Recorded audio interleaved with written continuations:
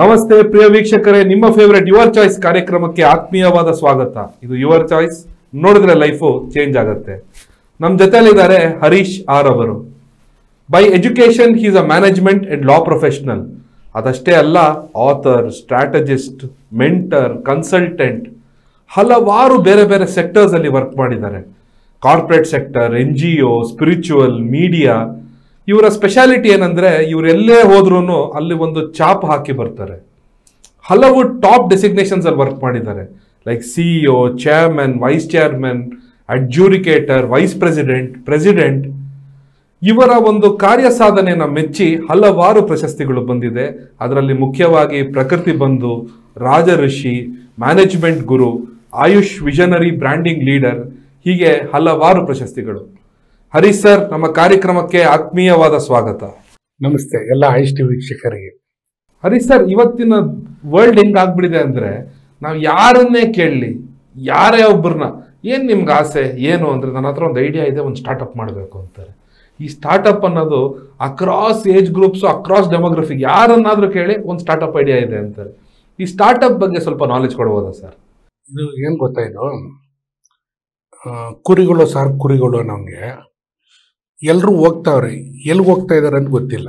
ಇವಾಗ ಸ್ಟಾರ್ಟಪ್ ಒಂದು ಮೂವ್ಮೆಂಟ್ ಶುರು ಆಯಿತು, ಆ ಮೂವ್ಮೆಂಟಿಂದ ಎಲ್ಲರೂ ಹೋಗ್ತಾರೆ. ಬಟ್ ಈ ಸ್ಟಾರ್ಟಪ್ ಅನ್ನೋದು ಮೊದಲಿಂದ ಇತ್ತು, ಟರ್ಮ್ಗಳು ಯೂಸ್ ಮಾಡಿದ್ದಾರೆ. ಸ್ವಲ್ಪ ಇವತ್ತು ಹೇಳೋದ್ರ ಬಗ್ಗೆ ಚಿಂತನೆ ಮಾಡಿ ಆಮೇಲೆ ನೀವು ಡಿಸಿಷನ್ ತೊಗೊಳ್ಳಿ.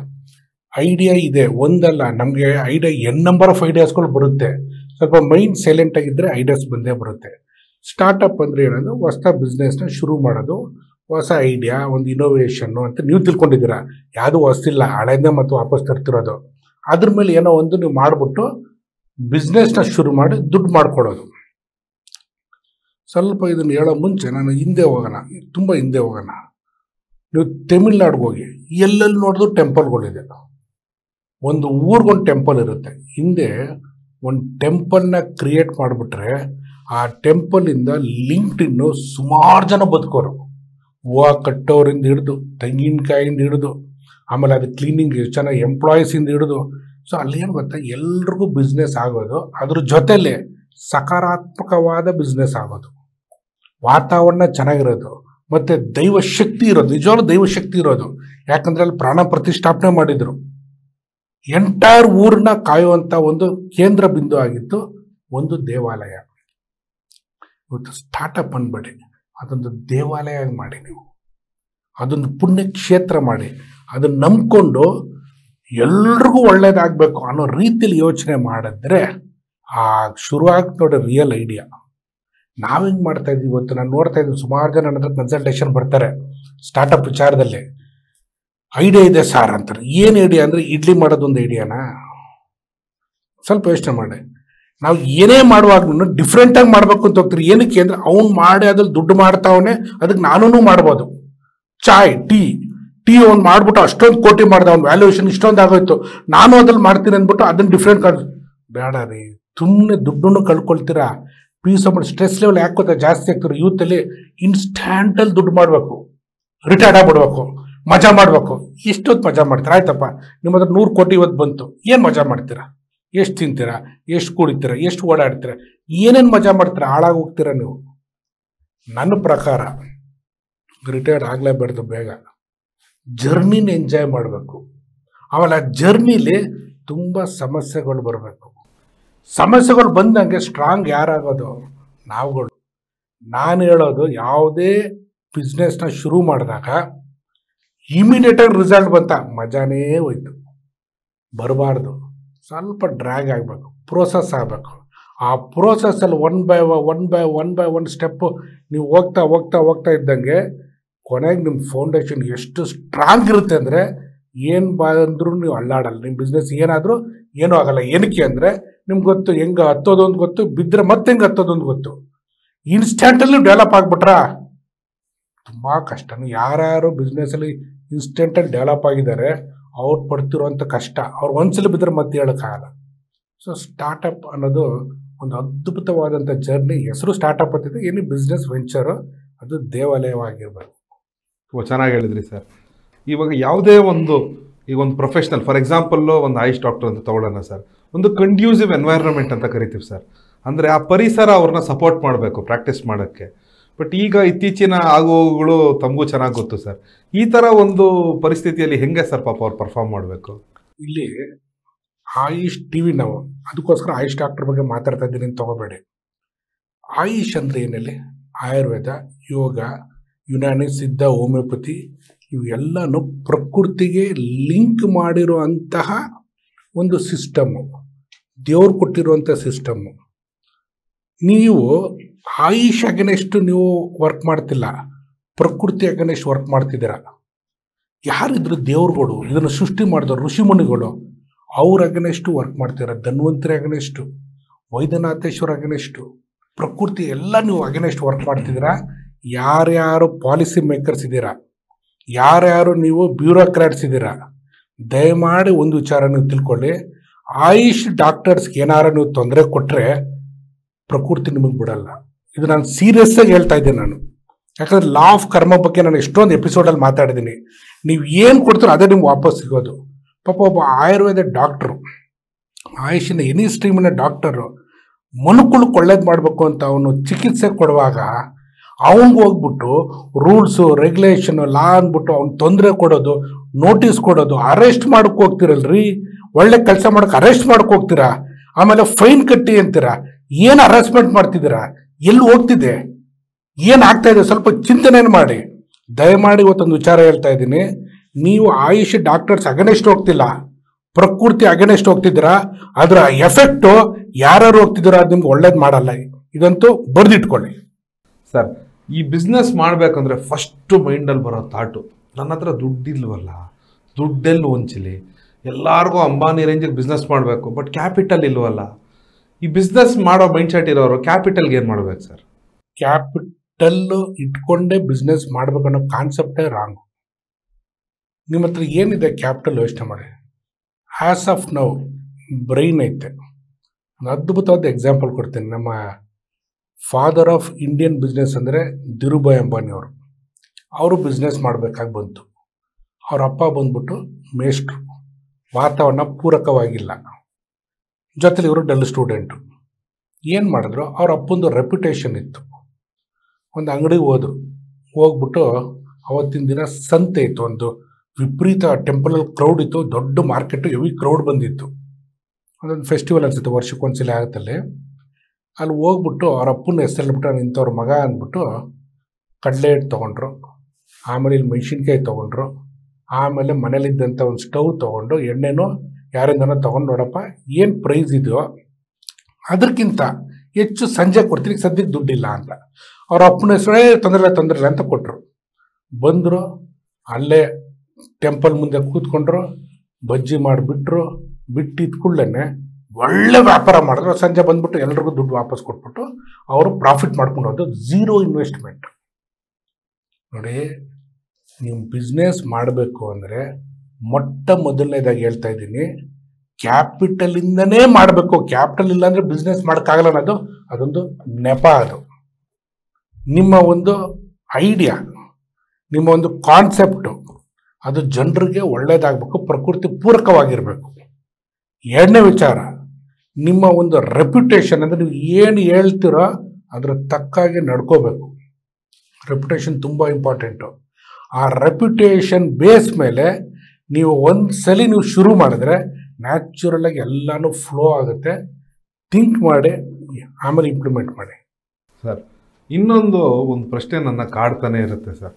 ಇದನ್ನು ನಾನು ಹಿಂದೆ ಒಂದು ಸತಿ ತಾವು ಕೇಳಿದಿರಿ, ನೀವು ನೆಕ್ಸ್ಟ್ ಯಾವಾಗ ನಾನು ಹೇಳ್ತೀನಿ ಅಂತ ಹೇಳಿದ್ರಿ.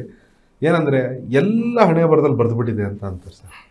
ಎಲ್ಲ ಹಣೆ ಬರದಲ್ಲಿ ಬರೆದುಬಿಟ್ಟಿದ್ರೆ ಮತ್ತು ನಮ್ಮ ಎಫರ್ಟ್ಸು ನಮ್ಮ ನಾಲೆಡ್ಜು ಅದೇನಕ್ಕೆ ಇಲ್ಲ, ನಮ್ಮ ಎಫರ್ಟ್ಸು ನಮ್ಮ ನಾಲೆಡ್ಜೇ ಎಲ್ಲ ಅಂದರೆ ಹಂಗಾರೆ ಇಲ್ಲಿ ಬರೆದಿರೋದು ಏನಿಲ್ವಾ?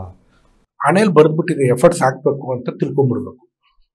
ಇದು ಒಂದು ಪಾರ್ಟ್. ಸೆಕೆಂಡ್ ಪಾರ್ಟ್, ನಿಜ ಅದು ಹಣೆ ಬರೆದಿದೆ ಅಂದರೆ ಓದ್ ಜನ್ಮದ ಕರ್ಮದ ಮೇಲೆ ಕೆಲವೊಬ್ರು ನೋಡಿವಾಗ ಸಿಂಪಲ್ ಕಾನ್ಸೆಪ್ಟು. ಜನನ, ನಮ್ಮ ಜನನ ಆಯ್ತಲ್ಲ, ನಾವು ಇಂಥವ್ರ ಮನೇಲೇ ಹುಟ್ಟಬೇಕು, ಇಂಥ ಒಂದು ರಿಲಿಜನಲ್ಲೇ ಹುಟ್ಟಬೇಕು. ಆಮೇಲೆ ನಮ್ಮ ಅಪ್ಪ ಅಮ್ಮ ಇಂಥವ್ರು, ನಮ್ಮ ಕೈಯಲ್ಲಿತ್ತ? ನಮ್ಮ ಕೈಯಲ್ಲಿಲ್ಲ. ಒಂದು 5 days ಸಾಯ್ತೀವಿ. ಯಾವಾಗ ಸಾಯ್ತೀವಿ ಅಂತ ನಮ್ಗೆ ಗೊತ್ತಾ? ಅದು ನಮ್ಮ ಕೈಯಲ್ಲಿಲ್ಲ.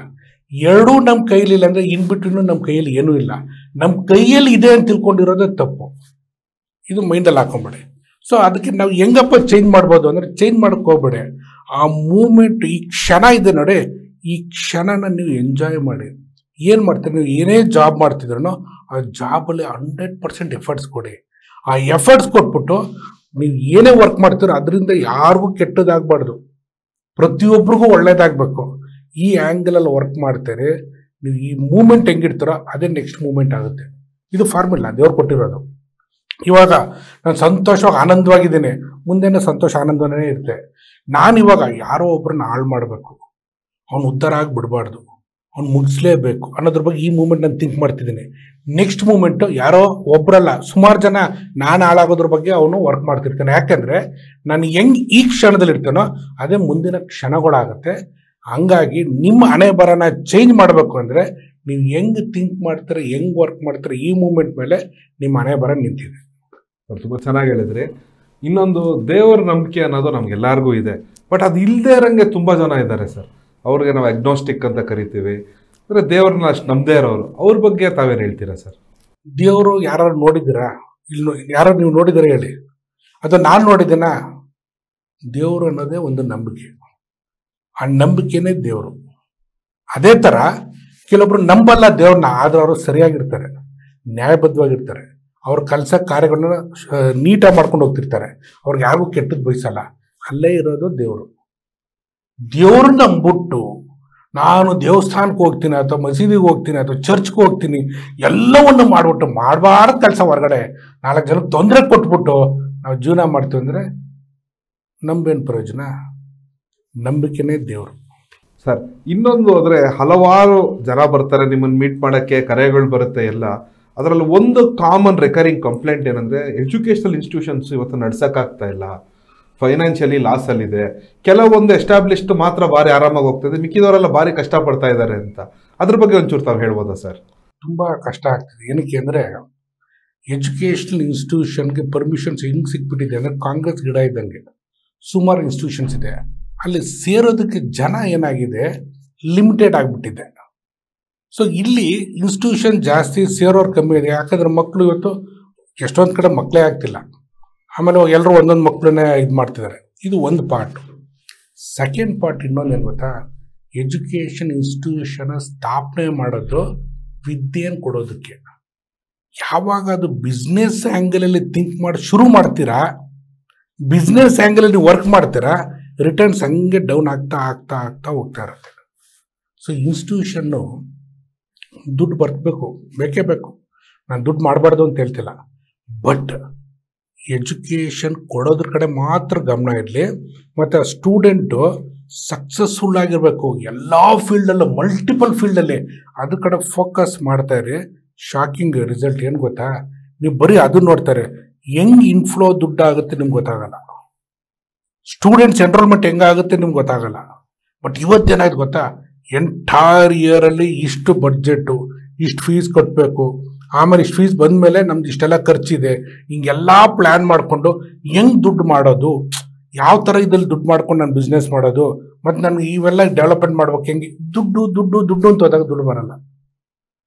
ಈ ಸ್ಟೂಡೆಂಟ್ಸ್ ಎಲ್ಲರೂ ನಮ್ಮ ದೇಶ ವಿದೇಶದಲ್ಲೂ ಎಲ್ಲೋದ್ರೂ ಹೆಸರು ಮಾಡುವಂಥ ಒಂದು ವ್ಯಕ್ತಿ ಆಗಬೇಕು. ಅದಕ್ಕೆ ಏನು ಮಾಡಬೇಕು, ಅವ್ನಿಗೆ ಹೆಂಗೆ ಬ್ರೈಟ್ ಫ್ಯೂಚರ್ ಕೊಡಬೇಕು. ನೀನು ಏನು ಕೊಡ್ತೀಯೋ ಅದು ನಿಂಗೆ ರಿಟರ್ನ್ಸ್ ಬರುತ್ತೆ. ಹೆಂಗೆ ಬರುತ್ತೆ ನೀನು ನೋಡ್ಕೊಂಬಂದು, ಇದೇ ಟೈಪ್ ಯಾರು ಇನ್ಸ್ಟಿಟ್ಯೂಷನ್ ಮಾಡಿದ್ದಾರೆ, ಆ ಇನ್ಸ್ಟಿಟ್ಯೂಷನ್ ಯಾರು ರೇಂಜಲ್ಲಿ ಡೆವಲಪ್ ಆಗ್ತಿದೆ, ಅವ್ರು ದುಡ್ಡಿಂದೇ ಹೋಗಿಲ್ಲ, ಅಲ್ಲಿ ಹೋಗಿದ್ದವರು ಸ್ಟೂಡೆಂಟಿನ ಅಭಿವೃದ್ಧಿಯಿಂದ. ತುಂಬ ಚೆನ್ನಾಗಿ ಹೇಳಿದ್ರಿ ಸರ್. ಇವಾಗ ಇನ್ನೊಂದು ಮೈಂಡ್ ಸೆಟ್ ಅಂತ ಹೇಳ್ತೀವಿ ಸರ್, ಬಿ ಪಾಸಿಟಿವ್ ಆಗಿದ್ರೆ ಭಾರಿ ಒಳ್ಳೆಯದು. ತಾವೂ ಹೇಳಿದ್ರಿ, ಈ ಕ್ಷಣ ಹೆಂಗಿರುತ್ತೋ ನೆಕ್ಸ್ಟ್ ಕ್ಷಣ ಹಂಗೆ ಇರುತ್ತೆ ಅಂತ. ಬಟ್ ಲೈಫ್ ತುಂಬ ಟಫು ಸರ್. ಕೆಲವೊಂದು ಟೈಮು ನೆಗೆಟಿವ್ ಆಗಿ ಇರಲೇಬೇಕಾಗುತ್ತೆ, ಅಂದರೆ ಆ ಪರಿಸ್ಥಿತಿಗಳು ಸನ್ನಿವೇಶಗಳು ಹಂಗೆ ಆಗ್ಬಿಡುತ್ತೆ. ನೆಕ್ಸ್ಟ್ ಇವಾಗ ಒಂದು ಬಿಸ್ನೆಸ್ ಏನೋ ಪ್ಲ್ಯಾನ್ ಮಾಡ್ತಾ ಇರ್ತೀವಿ, ನಾಳೆ ನಾವು ಇದು ಕ್ಲಿಕ್ ಆದರೆ ಹೆಂಗೆ, ಫೇಲ್ ಆದರೆ ಹೆಂಗೆ, ಎರಡನ್ನೂ ತೂಗಬೇಕಾಗುತ್ತೆ. ಬಟ್ ಆಲ್ವೇಸ್ ಬೀಯಿಂಗ್ ಪಾಸಿಟಿವ್ ಹೆಂಗೆ ಸಾಧ್ಯ ಸರ್ ಇದು? Negative thinking for positive purpose also good. Negative think ಮಾಡಲೇಬೇಕು, ನೆಗೆಟಿವ್ ಥಿಂಕ್ ಮಾಡಬಾರ್ದು ಅಂತ ಹೇಳ್ತಿಲ್ಲ. ಆ ನೆಗೆಟಿವ್ ಥಿಂಕಿಂಗ್ ಏನಂದರೆ, ಹಿಂಗೆ ಆದರೆ ಪಾಸಿಟಿವ್ ಆಗಿ ಏನು ಮಾಡಬೇಕು, ನೆಕ್ಸ್ಟ್ ಆ್ಯಕ್ಷನ್ಗೋಸ್ಕರ ನೆಗೆಟಿವ್ ಥಿಂಕಿಂಗ್ ಮಾಡಬೇಕು. ಇವಾಗ ಬಿಸ್ನೆಸ್ ವಿಚಾರನೇ ಹೇಳಿದ್ರೆ, ಅಕಸ್ಮಾತ್ ಫೇಲ್ಯೂರ್ ಆಗೋಗ್ಬಿಟ್ರೆ ಈ ಥರ ಥಿಂಕ್ ಮಾಡಬಾರ್ದು. ಸೊ ನೋ ಥಿಂಕ್ ಮಾಡಲೇಬೇಕು. ಫೇಲ್ಯೂರ್ ಆದರೆ ಆಪ್ಷನ್ ಏನಿದೆ, 1 2 3 4, ಬಿ ಪ್ರಿಪೇರ್ಡ್. ನನ್ನ ಪ್ರಕಾರ ಹೇಳೋದಾದರೆ ಯಾವುದೇ ಬಿಸ್ನೆಸ್ಸು ನೀವು ಶುರು ಮಾಡಿದಾಗ ಮೊಟ್ಟ ಮೊದಲನೇದಾಗಿ ವರ್ಸ್ಟ್ ಏನಾಗ್ಬೋದು, ನೆಗೆಟಿವ್ ಥಿಂಕಿಂಗ್ ನಾನು ಮಾಡೋದು ಹಂಗೇನೆ. ವರ್ಸ್ಟ್ ಏನಾಗ್ಬೋದು, ಲಾಸ್ ಆಯಿತು. ನೆಕ್ಸ್ಟು ಇನ್ನೇನಾಗ್ಬೋದು, ರೆಪ್ಯುಟೇಷನ್ ಹಾಳಾಯಿತು, ಇನ್ನೇನಾಗ್ಬೋದು, ಅಷ್ಟೇ. ಮತ್ತೆ ಝೀರೋಯಿಂದ ಮತ್ತೆ ಸ್ಟಾರ್ಟ್ ಮಾಡಬೇಕು. ಅಲ್ಲಿ ನೀವು ಪ್ರಿಪೇರ್ ಆಗಿಬಿಟ್ರೆ ಭಯ ಉಂಟಾಯ್ತು. ಈ ಫಿಯರ್ ಇದೆ ನೋಡಿ, ಫಿಯರ್ ನಿಮಗೆ ಒಂದು ಡಿಸಿಷನ್ ತೊಗೊಳ್ಳುವಾಗ್ಲೂ ಭಯ ಆಗುತ್ತೆ. ವರ್ಸ್ಟ್ ಏನಾಗುತ್ತೆ, be prepared. The moment you are prepared for the worst, the best will happen. ಆಮೇಲೆ ಏನು ಮಾಡಿ, ನಿಮಗೆ ಭಯ ಹೊಂಟೋಗುತ್ತೆ. ಭಯ ಹೋಗಿದ್ಕೊಳ್ಳೆ ಫ್ರೀಯಾಗಿ ಯೋಚನೆ ಮಾಡಿ ಹೆಂಗೆ ಡೆವಲಪ್ ಮಾಡೋದು, ಯಾವ ಥರ ವರ್ಕ್ ಮಾಡೋದು ಅಂತ. So negative thinking is good for positive living, not thinking. Sir of topic sir, ಇನ್ನೊಂದು ಟೋಟಲಿ ಡಿಫ್ರೆಂಟ್ ಇದರಲ್ಲಿ ಕೇಳ್ತೀನಿ ಸರ್. ಈಗ ತಾವು ಹೇಳಿದ್ರೆ ಅಸ್ಟ್ರಾಲಜಿ ಅನ್ನೋದು 100% ನಿಜ. ನಮ್ಮ ಪೂರ್ವ ಜನ್ಮದ ಕರ್ಮಗಳನ್ನೆಲ್ಲ ನಾವು ಕ್ಯಾರಿ ಮಾಡಿರ್ತೀವಿ ಅಂತ. ಹಾಗಾದರೆ ಈಗ ಈ ಕಲ್ಲು ಹಾಕೋದು, ಈ ಶಾಂತಿಗಳು ಮಾಡಿಸೋದು, ಇವೆಲ್ಲ ನಿಜನಾ ಸರ್? ವರ್ಕ್ ಆಗುತ್ತಾ? ಕಲ್ಲು ಹಾಕೋದು ಅಂದರೆ, ಕಲ್ಲಂದ್ರೆ ಸರ್ ಸ್ಟೋನ್ಸ್ ಹಾಕ್ತೀವಿ ಈ ಪ್ಲಾನೆಟ್ಗೆ, ಈಗ ಎಮರಲ್ಡು ಬುಧನ್ಗೆ, ಈ ಥರ. ಅದು ಸೈನ್ಸೇನೆ. ಅದು ಏನಾದ್ರು ಗೊತ್ತಾ, ನಮಗೆ ಗ್ರಹಗಳು ಓದ್ ಜನ್ಮದಲ್ಲಿ ಹೆಂಗಿರುತ್ತೆ ಅದ್ರ ತಕ್ಕಾಗೆ ಪ್ಲೇಸಿಂಗ್ ಆಗಿರುತ್ತೆ. ನಾನೇ ಹಾಕಿದ್ದೀನಿ ಸ್ಟೋನು, ಶನೇಶ್ವರನ್ನು. ಸೊ ಇಲ್ಲಿ ಏನಕ್ಕೆ ಅಂದರೆ, ಓದ್ ಜನ್ಮದಲ್ಲಿ ಎಲ್ಲೋ ಏನೋ ಮಿಸ್ಟೇಕ್ ಆಗಿರೋದಕ್ಕೆ ಆ ಪ್ಲೇಸಿಂಗಲ್ಲಿ ಆ ಟೈಮಲ್ಲಿ ನನಗೆ ಬರ್ತಾಗಿದೆ. ಸೊ ಎನರ್ಜಿ ಅಲ್ಲಿದ್ದು ಕಮ್ಮಿ ಇದೆ, ಅಂದರೆ ಪಾಸಿಟಿವ್ ಎನರ್ಜಿ ಕಮ್ಮಿ ಇದೆ. ಆ ಪಾಸಿಟಿವ್ ಎನರ್ಜಿನ ಎನ್ಹಾನ್ಸ್ ಮಾಡೋದು ಮೆಥಡ್ ಇದೆ. ಸೈನ್ಸ್, ಋಷಿಮುನಿಗಳು, ಅದ್ಭುತವಾದಂಥ ಸೈಂಟಿಸ್ಟು ಆ ಎನರ್ಜಿಗೋಸ್ಕರನೇ ಸ್ಟೋನ್ಸ್ ಹಾಕ್ತಾರೆ. ಬಟ್ ಸ್ಟೋನ್ಸ್ ಹಾಕೋದನ್ನ ನೀಟಾಗಿ ಸ್ಟಡಿ ಮಾಡಿ ಪ್ರಾಕ್ಟಿಕಲ್ ಆಗಿ ಹೇಳ್ಬೇಕು. ಅದು ವ್ಯಾಪಾರ ಆಗ್ಬಿಟ್ಟಿದ್ದೀವಿ, ಅದು ಹುಷಾರಾಗಿರ್ಬೇಕು. So it's a correct method, ತಪ್ಪೇನಿಲ್ಲ ಅದು. ಅಟ್ ದಿ ಸೇಮ್ ಟೈಮು ಈ ಪೂಜೆ ಪುರಸ್ಕಾರ ಅಂತೀವಲ್ಲ, ಹೊರ್ಗಡೆಯವ್ರು ಯಾರು ಏನು ಮಾಡೋಕ್ಕಾಗಲ್ಲ. ಸ್ಟೋನ್ ನಮ್ಮ ಮೈ ಮೇಲೆ ಇರಬೇಕು, ಬೇರೆ ಮೈ ಮೇಲೆ ಇದ್ರೆ ಆಗಲ್ಲ. ಅದೇ ಟೈಪು ಪೂಜೆ, ಜಪ, ತಪ ಬೇರೆಯವರು ನಮ್ಮ ಪರವಾಗಿ ಮಾಡೋದಲ್ಲ, ನೀವೇ ಖುದ್ದಾಗಿ ಮಾಡಬೇಕು. ಸಾಧನೆ, ತಪಸ್ಸು ನಿಮ್ಮದೇ ಕರ್ಮ ಹೋದ ಜನ್ಮದು, ಅದನ್ನ ರೆಕ್ಟಿಫೈ ಮಾಡ್ಬೇಕಂದ್ರೆ ಈ ಜನ್ಮದಲ್ಲಿ ನೀವೇ ಮಾಡಬೇಕು. ಏನೇನು ತಪ್ಪಾಗಿದೆ ಅವನ್ನೆಲ್ಲ ರೆಕ್ಟಿಫೈ ಮಾಡೋ ತಾಕತ್ತು ಈ ಮೂಮೆಂಟಲ್ಲಿ, ಹೋದ ಜನ್ಮದಲ್ಲ ಫ್ಯೂಚರ್ ಕೂಡ ಎಲ್ಲ ರೆಕ್ಟಿಫೈ ಮಾಡೋದಕ್ಕೆ ಈ ಜನ್ಮದಲ್ಲಿ ಮಾತ್ರ ಸಾಧ್ಯ. ಅದಕ್ಕೆ ತಪಸ್ಸು ಮಾಡಿ ಮಾಡಿ ಮಾಡಿ. ಸರ್ ಈ ಫೈನಾನ್ಸ್ ಬಗ್ಗೆ ಕೆಲವರು ಹೇಳ್ತಾರೆ, ಫೈನಾನ್ಸ್ನ ಅಂದರೆ ದುಡ್ಡು ಕಾಸನ್ನು ನಾವು ಇದು ಮಾಡ್ಕೊಬೇಕೇನೋ, ಸೇವಿಂಗ್ಸ್ ಮಾಡಬೇಕು ಅಂತ. ಕೆಲವರು ಹೇಳ್ತಾರೆ ಇಲ್ಲ, ನೀವು ಟ್ರಿಪ್ಪಿಗೆಲ್ಲ ಹೋಗಿ ಮೆಮರೀಸ್ ಕ್ರಿಯೇಟ್ ಮಾಡ್ಕೊಳ್ಳಿ ಅದರಲ್ಲಿ ಅಂತ. ಇದೆರಡಲ್ಲಿ ಯಾವ್ದು ಸರಿ ಸರ್? ಎರಡು ರಾಂಗ್ ಅನ್ನಲ್ಲ ನಾನು. ಬ್ಯಾಲೆನ್ಸ್ ಇರಬೇಕು. We have to enjoy also. ಆಮೇಲೆ ಇನ್ನೊಂದು ವಿಚಾರ ಹೇಳ್ತೀನಿ, ಬರೀ ಸೇವಿಂಗ್ ಮಾಡ್ಕೊಂಡು ಇರಬೇಡಿ. ಇನ್ನೇನು ದುಡ್ಡು ಇರೋದಿಲ್ಲ, ಖರ್ಚು ಮಾಡಲೇಬೇಕು. ಹಂಗಂದ್ರೆ ವಿಪರೀತ ಖರ್ಚು ಮಾಡಬೇಡಿ. ನಂಗೆ ಗೊತ್ತಿರೋರೊಬ್ಬರು ಸಾಲ ಮಾಡಿ ಫಾರಿನ್ ಟ್ರಿಪ್ ಹೊಡಿತಾರೆ. ಇನ್ನೂ ವರ್ಷ ಸಿಚುವೇಶನ್ ಹೇಳ, ತಾಳಿ ಇಟ್ಬಿಟ್ಟು, ನನ್ಗೆ ಗೊತ್ತಿರುವಂಥವ್ರು ನೋಡಿದ್ದೀನಿ, ನಾನು ಕಣ್ಣಾರೆ ನೋಡಿದ್ದೀನಿ. ತಾಳಿನ ಇಟ್ಟುಬಿಟ್ಟು ಅವ್ರಿಗೆ ನಾನು ಇಷ್ಟು ತಿನ್ಬೇಕಂತ ಆಸೆ ಆಯಿತು, ನಾನು ಇಷ್ಟು ತಂದು ತಿಂದಿದ್ದಾರೆ. ನಾನು ನೋಡಿದ್ದೀನಿ, ಹತ್ತಿರದಲ್ಲೇ ನೋಡಿರುವಂಥವ್ರು. ಅದು ಹ್ಯಾಟ್ಸ್ ಆಫ್, ಜೋಕ್ ಅಲ್ಲ. ಯಾಕಂದರೆ enjoyment is first priority, but not to that extent.